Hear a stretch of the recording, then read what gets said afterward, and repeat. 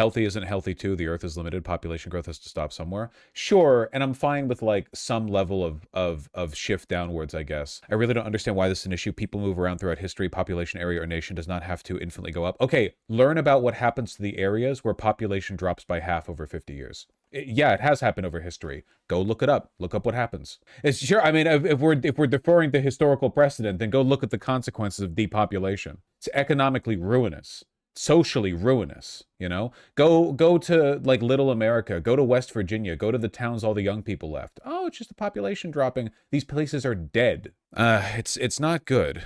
It's not good. No, it's fine for the population to like slowly taper, but the problem is that most of the world, literally within the span of like 50 years, went from having 4 children per family to having 1. That's insane.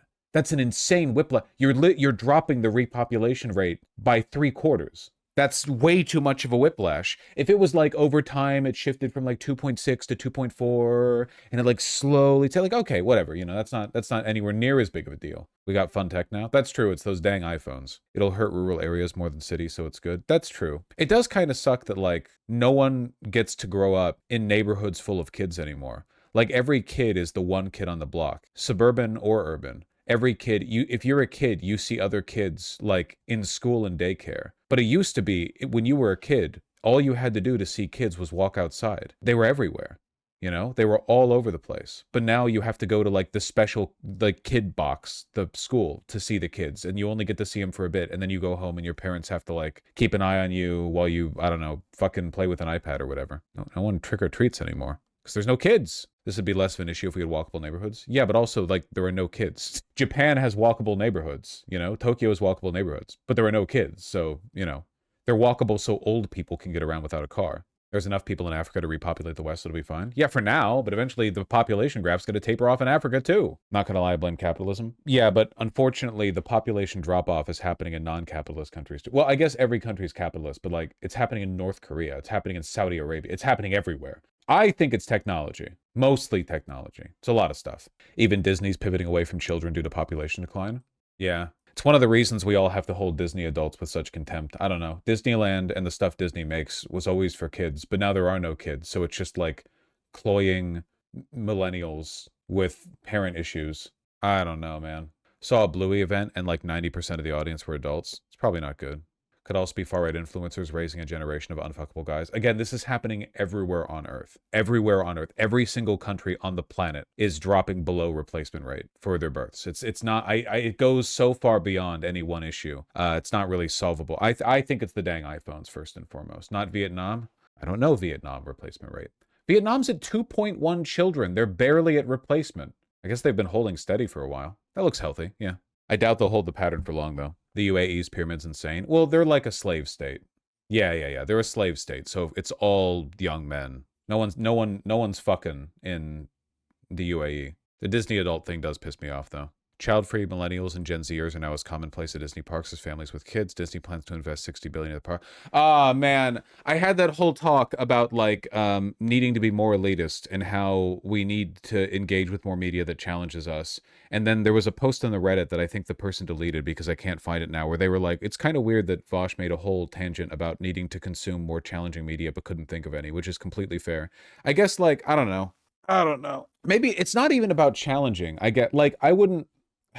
I don't know. This is like the easiest pull in the world. Like Neon Genesis Evangelion. You're not like a brain genius if you figure it out or whatever. But like putting aside the pretentious hat for a second, you know, obviously NGE requires more mental engagement than like every Marvel movie, right? I think everyone would agree, right, with that. I guess. I think hopefully there's no contrarian who would argue against that. So I don't know. I get it's just this. It's this feeling I have. I don't think that, like, every time you wake up and you engage with a piece of media, like a TV show or movie or whatever, that it has to be some fucking, like, insane masterpiece. Some, like, Synecdoche of New York, you know, Lynchian master. You don't need to be watching, like, like, every movie has to be The Shining or whatever. I don't think that's true, okay?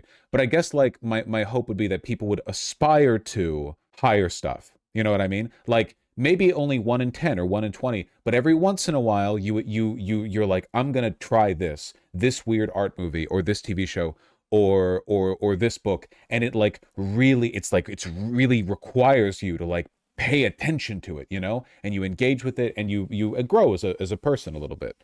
And I guess the thing that I despair over isn't that people consume slop, because people have always consumed slop.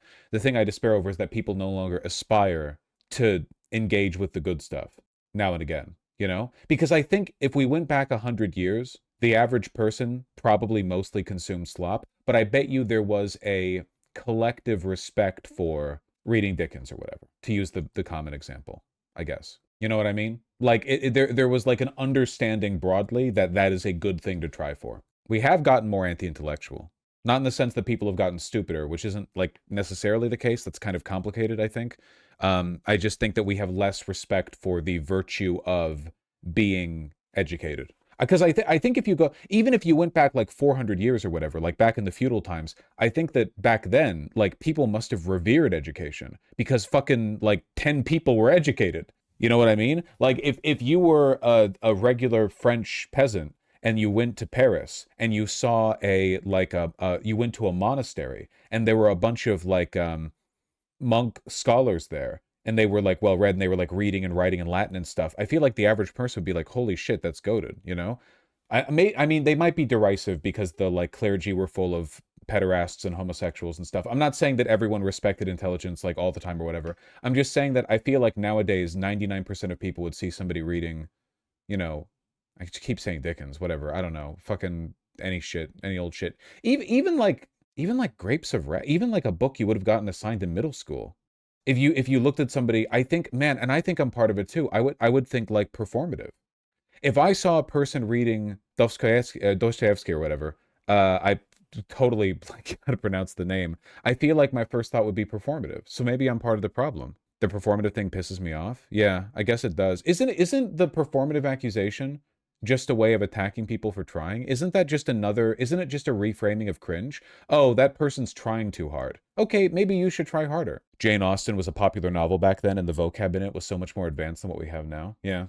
Even like The Lord of the Rings. The Lord of the Rings was a super mega hit when it released, and when it was finally like broadly published in America. It was a very, very popular book. But I don't think the average person could read Lord of the Rings now. Like they would understand the words in Lord of the Rings, but I don't think they would enjoy the experience of reading it. Even though Lord of the Rings is like not a hard read, it's just very dense and pretty long, but there's nothing in it that's like a difficult read. But I think a lot of people would have a hard time reading it now. I've not read A Song of Ice and Fire. No.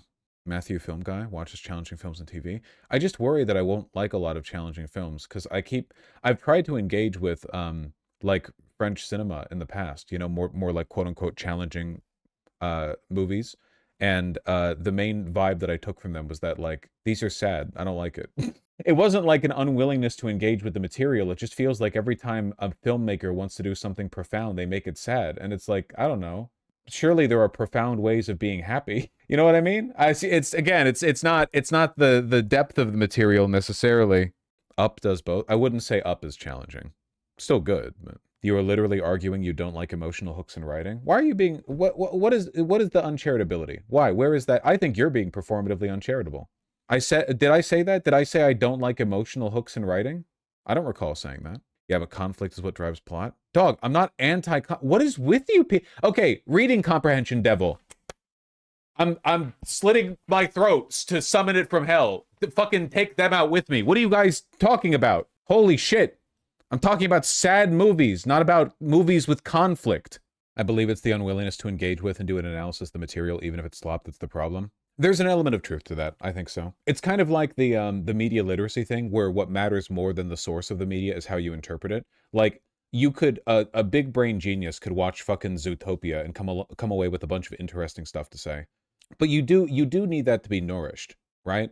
Like a really well-read person could read basically anything and come away with interesting stuff to say, but you need to have read some interesting stuff in order to become the kind of person who could do that. Because I think the average person would watch Zootopia and they'd be like, you know, oh, that was fun. I like this, I like that, surface level thematic engagement. But like Zizek,